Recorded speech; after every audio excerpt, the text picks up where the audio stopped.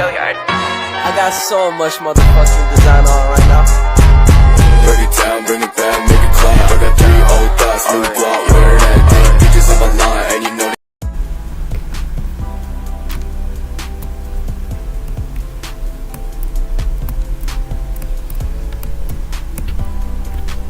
Salam sejahtera untuk kita semua.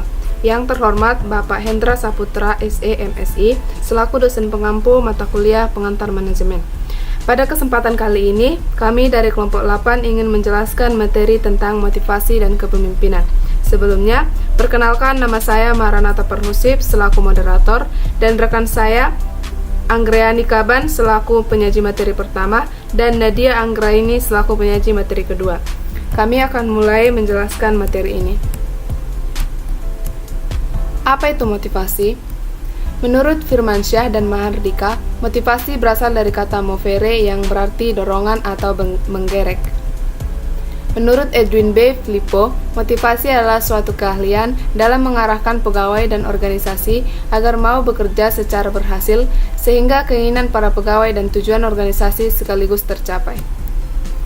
Menurut Siagian, menyatakan bahwa motivasi merupakan daya dorong bagi seseorang untuk memberikan kontribusi yang sebesar mungkin demi keberhasilan organisasi mencapai tujuannya.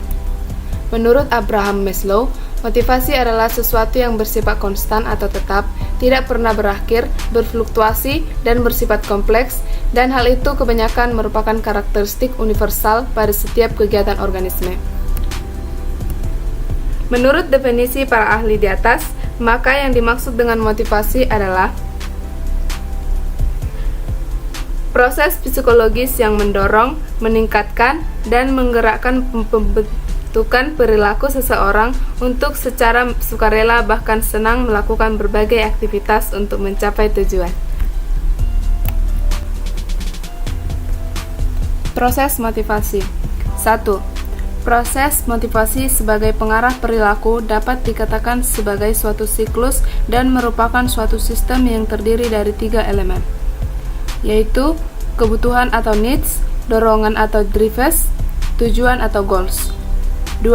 Proses terjadinya motivasi menurut Jainun adalah disebabkan adanya kebutuhan yang mendasar, dan untuk memenuhi kebutuhan timbullah dorongan untuk berperilaku. Oleh sebab itu, proses motivasi akan terus berlangsung selama manusia mempunyai kebutuhan yang harus dipenuhi. Teori tentang motivasi. 1. Teori hierarki kebutuhan.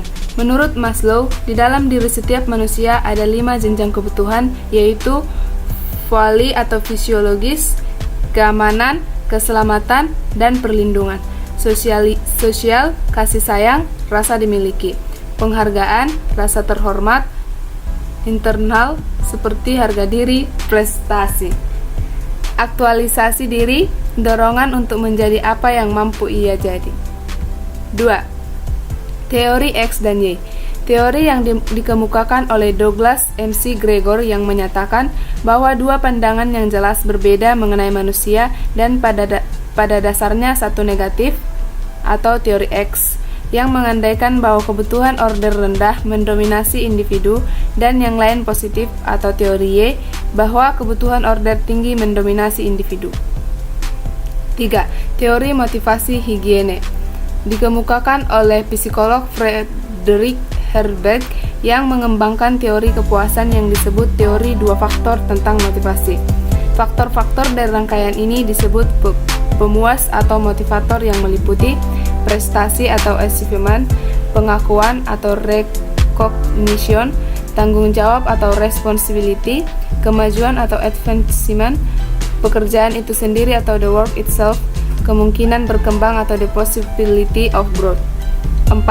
Teori kebutuhan MC Clenal. Teori ini memfokuskan pada 3 kebutuhan, yaitu prestasi atau achievement, kekuasaan atau power, afiliasi atau pertalian. 5. Teori harapan Viktor Fromm.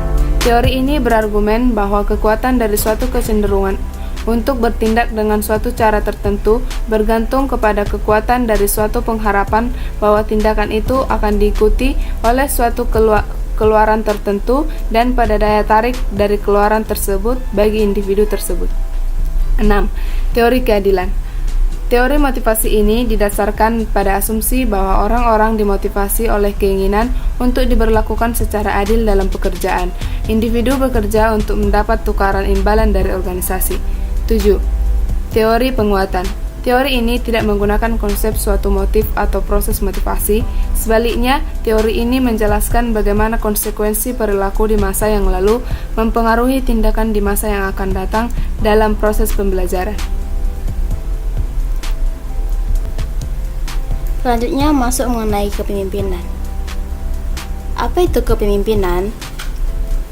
Menurut Robbins, kepemimpinan adalah kemampuan untuk mempengaruhi suatu kelompok untuk mencapai tujuannya. Menurut Fiedler juga, kepemimpinan pada dasarnya merupakan pola hubungan antara individu-individu yang menggunakan wewenang dan pengaruhnya terhadap kelompok orang agar bekerja bersama-sama untuk mencapai tujuan. Menurut John Fiedler, kepemimpinan adalah kemampuan mengkoordinasikan dan memotivasi orang-orang dan kelompok untuk mencapai tujuan yang dikehendaki. Menurut Orwell dalam Ursanto, kepemimpinan adalah suatu kegiatan mempengaruhi orang lain untuk bekerja sama guna mencapai tujuan tertentu yang diinginkan. Berdasarkan definisi para ahli di atas, maka yang dimaksud dengan kepemimpinan adalah suatu perilaku dengan tujuan tertentu untuk memengaruhi aktivitas seseorang atau kelompok untuk mencapai tujuan bersama yang dirancang untuk memberikan manfaat bagi individu atau kelompok. Tipologi kepemimpinan. Yang pertama, tipe otokratis, yang dimana memiliki karakteristik menganggap organisasi sebagai pemilik pribadi, mengidentikan tujuan pribadi dengan tujuan organisasi, menganggap bawahan sebagai alat semata-mata, tidak mau menerima kritik, saran dan pendapat, terlalu tergantung kepada kekuasaan formalnya dalam tindakan penggerakannya, sering mempergunakan pendekatan yang mengandung unsur paksaan dan bersifat menghukum. Yang kedua, tipe militeristik, di mana memiliki karakteristik sebagai menggerakkan bawahan. Sistem pemerintah yang lebih sering dipergunakan dalam menggerakkan bawahan senang bergantung kepada pangkat dan jabatan, senang pada formalitas yang berlebih-lebihan, menuntut disiplin yang tinggi dan kaku dari bawahan, suka menerima kritikan dari bawahannya, menggemari upacara-upacara untuk berbagai keadaan. Yang ketiga, tipe paternalistik, yang dimana memiliki karakteristik menganggap bawahannya sebagai manusia yang tidak dewasa, bersikap terlalu melindungi, jarang memberi kesempatan kepada bawahannya untuk mengambil keputusan, jarang memberi kesempatan kepada bawahannya untuk mengambil inisiatif, jarang memberikan kesempatan kepada bawahannya untuk mengembangkan daya kreasi dan fantasinya, dan sering bersikap maha tahu.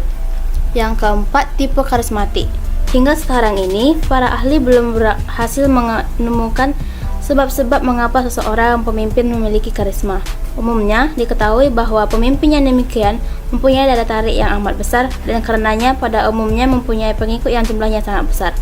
Meskipun para pengikut itu sering pula tidak dapat menjelaskan mengapa mereka menjadi pengikut pemimpin itu, karena kurangnya pengetahuan tentang sebab-musabab seseorang menjadi pemimpin yang karismatik, maka sering hanya dikatakan sebagai pemimpin yang demikian diberkahi dengan kekuatan gaib.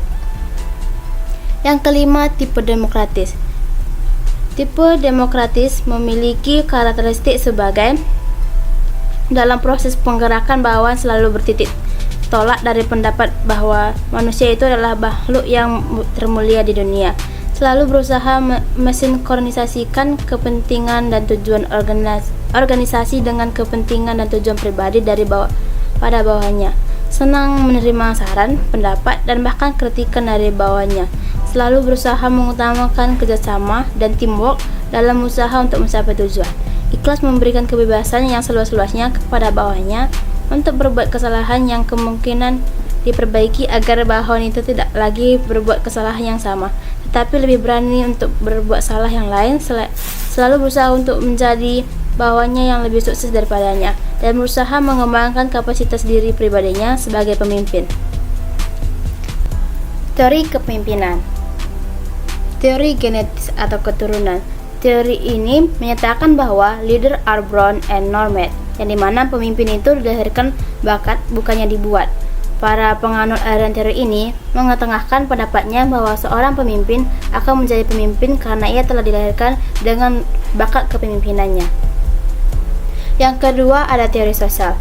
Inti aliran teori sosial ini bahwa leader are made and not born. Pemimpin itu dibuat atau dididik, bukannya kodrati. Jadi teori ini merupakan kebalikan inti teori genetika. Para penganut teori ini mengetengahkan pendapat yang mengatakan bahwa setiap orang bisa menjadi pemimpin apabila diberikan pendidikan dan pengalaman yang cukup. Yang ketiga, teori ekologis, yang dimana teori yang disebut teori ekologis ini pada intinya berarti bahwa seseorang hanya akan berhasil menjadi pemimpin yang baik apabila ia telah memiliki bakat kepemimpinan. Bakat tersebut kemudian dikembangkan melalui pendidikan yang teratur dan pengalaman yang memungkinkan untuk dikembangkan lebih lanjut. Jadi, kesimpulan yang dapat kita ambil dari materi yang telah kami sampaikan ialah motivasi merupakan kondisi yang menyebabkan atau menimbulkan perilaku tertentu dan yang memberi arah dan ketahanan atau persistence pada tingkah laku tersebut. Kepemimpinan adalah perilaku seorang individu ketika ia mengarahkan dan mempengaruhi aktivitas suatu kelompok yang dipimpinnya sehingga mereka mampu bekerja sama sehingga tujuan-tujuan yang telah ditetapkan secara bersama-sama akan tercapai dan terjadi hubungan komunikasi yang baik antar pemimpin dan anggotanya. Sekian yang dapat kami sampaikan. Terima kasih.